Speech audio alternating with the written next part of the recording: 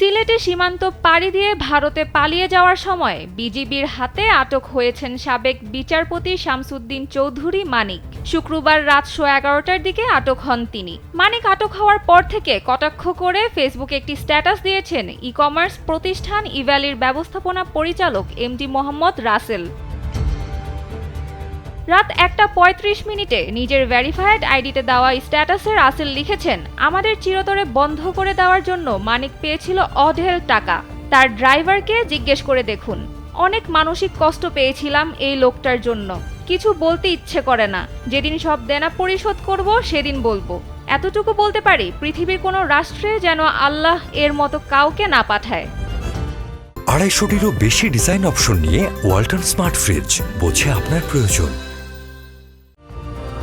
অবশ্য রাসেল তার ফেসবুক পোস্টে সরাসরি বিচারপতি মানিকের নাম উল্লেখ না করলেও তার দিকেই ইঙ্গিত করেছেন।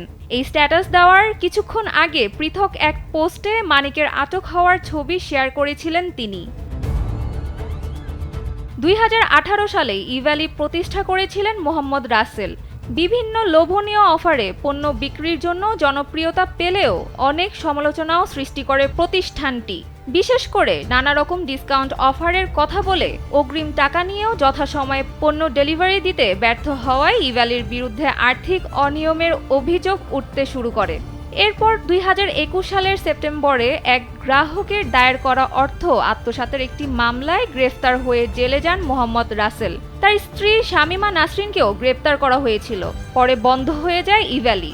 এতে লাখ লাখ গ্রাহক ক্ষতিগ্রস্ত হওয়ার আশঙ্কা দেখা দেয়। পরে আওয়ামী লীগ সরকার একটি বোর্ড গঠন করে ইভ্যালি পরিচালনার উদ্যোগ নেয়, যেখানে বিচারপতি মানিককে চেয়ারম্যানের দায়িত্ব দেওয়া হয় এবং ব্যবস্থাপনা পরিচালকদের পদে বসানো হয় সাবেক অতিরিক্ত সচিব মাহবুব কবির মিলনকে।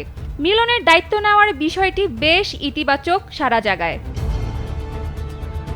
বিচারপতি শামসুদ্দিন চৌধুরী মানিককে কালো প্রাণী আখ্যা দিয়ে মোহাম্মদ রাসেল লিখেছেন, আমি নাকি 48,000 কোটি টাকা আত্মসাৎ করেছিলাম। আল্লাহ এমন প্রাণী পৃথিবীতে না পাঠাক। আমি অত্যন্ত দুঃখিত। এর চেয়েও বড় কথা ছিল এবারের আন্দোলনে সব ছাত্র নাকি রাজাকার। রাসেল আরও দাবি করেছেন, মানিকের কারণে ইভ্যালির গ্রাহকদের 12 কোটিরও বেশি পণ্য নষ্ট হয়েছিল। সানজিদা ইসলাম, কালবেলা।